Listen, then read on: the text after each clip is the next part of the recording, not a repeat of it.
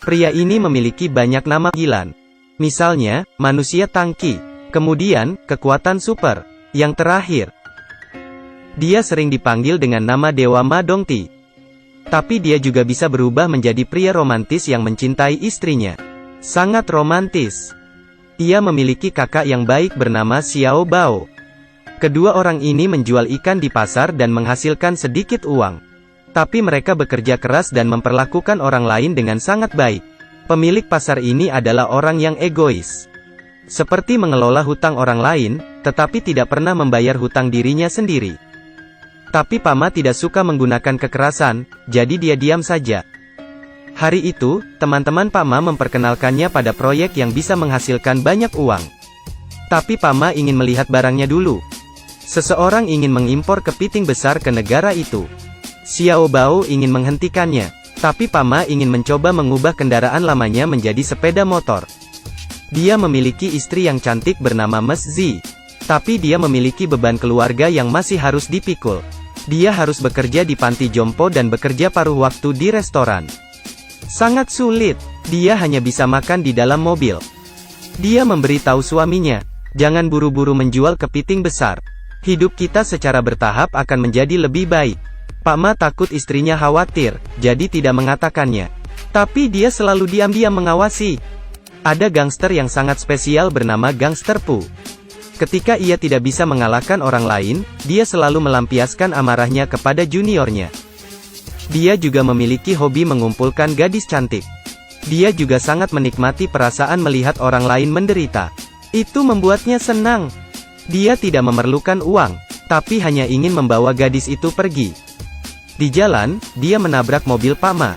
Ia turun dari mobil untuk berurusan dengan mereka. Pertama, pengemudi memberikan kartu namanya. Kemudian ingin menggunakan uang untuk menyelesaikan, tapi dia membuang uang ke tanah.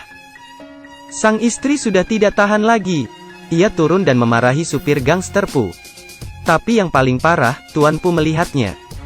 Dia takut Pak Ma memperingatkan polisi, jadi dia keluar dari mobil untuk menanganinya sendiri. Dan meminta maaf padanya. Tapi tatapan matanya membuat istri Pak Ma ketakutan. Sebulan telah berlalu tapi kepiting besar itu belum dikirim. Xiao Bao sangat khawatir. Pada saat itu, Pak Ma menerima telepon. Ternyata kereta itu menuju ke arah yang salah. Mungkin sudah ditangkap oleh negaranya, hanya presiden yang bisa menanganinya. Xiao Bao langsung merasa tertipu, jadi dia marah dan pergi. Hari ini adalah hari ulang tahun istrinya. Pak Ma juga sudah menyiapkan makanan. Lalu memberitahu istrinya tentang kepiting besar itu. Tetapi setelah istrinya mengetahui bahwa dia masih memiliki pinjaman, dia marah. Pak Ma ingin menghibur istrinya. Jadi ia membawa kue ulang tahun dan hadiahnya. Tapi dia sudah tidak ada di sana, meninggalkan pesan untuk bertemu dengannya di rumah. Setelah sang istri kembali ke rumah, dia mendengar seseorang mengetuk pintu. Seseorang berpakaian hitam tiba-tiba muncul di depan matanya. Kemudian gagang pintu sepertinya ditarik oleh seseorang. Kemudian pria lain mendobrak pintu dan masuk. Dia ingin menelepon Pak Ma tetapi tidak ada waktu.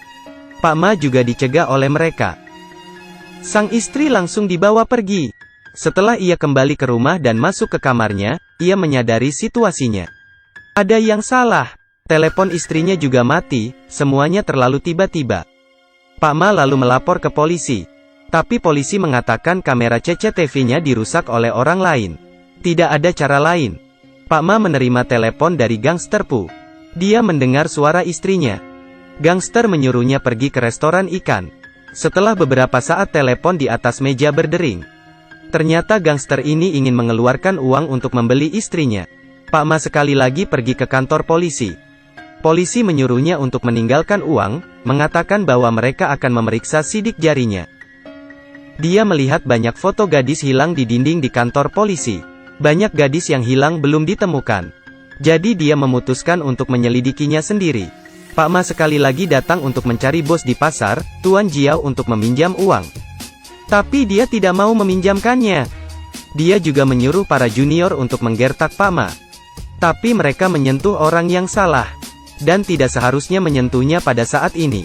Setiap orang tidak diperbolehkan untuk mencegahnya pergi menyelamatkan istrinya. Pak Ma dengan mudah mengalahkan yang lain. Tuan Jiao ketakutan dan memberikan uangnya. Mereka mencari seorang detektif bernama Tuan Zhang.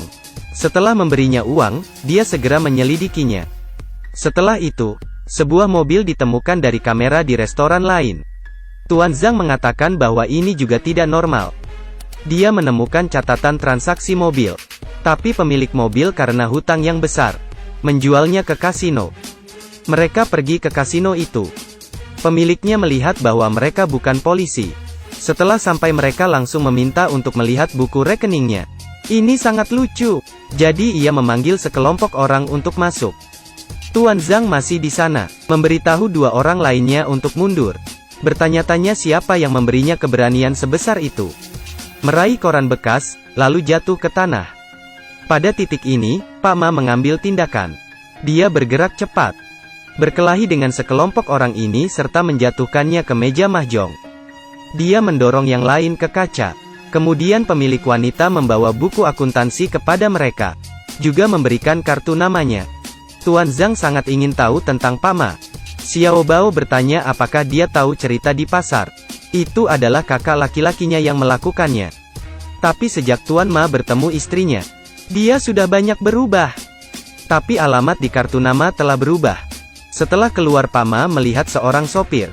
Terlihat sedikit akrab, maka dia berjalan menuju mobil itu. Melalui kaca, ia dapat melihat kartu nama restoran ikan. Berpikir dengan hati-hati kemudian dia menyadari, itulah pria yang menghalanginya pada hari istrinya hilang. Setelah pengemudi berbalik dan melihat Pak Ma, dia ingin menyalakan mesin dan kabur. Pak Ma langsung mendobrak pintu mobil dengan sikunya. Tapi orang lain masih mengemudi dan menjatuhkan Tuan Ma. Polisi menyuruhnya pergi ke departemen kepolisian untuk mengidentifikasi orang mati. Untungnya itu bukan istrinya. Saat itu, polisi di sebelah mengetahuinya. Wanita yang meninggal bernama Nyonya N yang telah hilang selama 2 tahun. Mereka segera melakukan investigasi kasus Nyonya N. Kemudian mereka menemukan suaminya. Ada sesuatu yang tersembunyi. Di belakang gangster Pu, ada geng prostitusi yang mengkhususkan diri dalam jual beli wanita.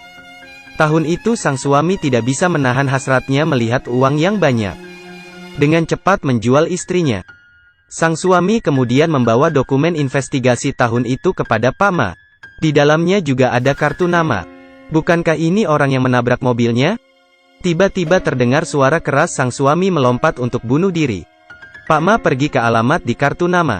Dan orang-orang itu masih berpura-pura. Pak Ma berbalik untuk mengunci pintu. Dia sedang bersiap untuk menekan alarm. Dengan cepat Pak Ma mendorongnya ke dinding. Kemudian ia meraih lehernya dan menyeretnya. Mereka menggunakan banyak metode berbeda, tetapi orang lain tidak berbicara. Kemudian telepon berdering lagi. Pak Ma melihat istrinya diculik melalui video. Gangster itu merasa ketakutan, jadi dia ingin Tuan Ma membunuhnya. Dia menekan kepala istrinya ke dalam kolam air. Setelah melihatnya, Tuan Ma langsung marah. Tetapi karena dia ingin menyelamatkan istrinya, dia tidak bisa tidak bertindak. Tuan Zhang takut sesuatu yang buruk akan terjadi. Tuan Ma menggunakan seluruh kekuatannya untuk mencekik bawahan lainnya. Sampai terjatuh. Setelah gangster itu tersudut, ia mengatakan padanya untuk membawa uang. Tapi sebenarnya Pak Ma hanya menekan arterinya. Hanya satu tamparan akan segera membawanya kembali ke kesadaran. Bawahannya itu juga menjelaskan. Dia berkata, mereka berspesialisasi dalam menyediakan layanan hiburan untuk keluarga kaya. Perdagangan global. Beberapa orang yang berhutang, beberapa yang sangat cantik, mereka dibawa pergi. Dan menyuap uang untuk keluarga mereka. Mereka yang jahat menjual organnya. Gangster Pu seperti iblis.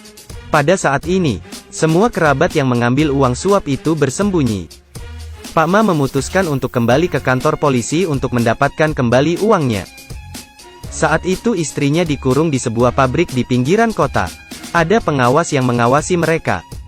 Istri yang baik hati melihat orang lain dalam bahaya, dengan segera menolongnya. Tetapi konsekuensinya sangat serius. Tuan Zhang sekali lagi berpura-pura menjadi petugas polisi. Tapi pria departemen pengumpulan bukti berkata, Anda harus memberitahu orang yang bertanggung jawab atas kasus ini sebelum Anda bisa mendapatkan bukti. Pak Ma merasa ada yang salah dan langsung turun dari bus. Tapi mereka terperangkap. Pak Ma mencari mobil untuk menyalakan tangki bensin. Seluruh adegan langsung kacau. Dua orang mengambil uang itu dan dalam kekacauan saat melarikan diri.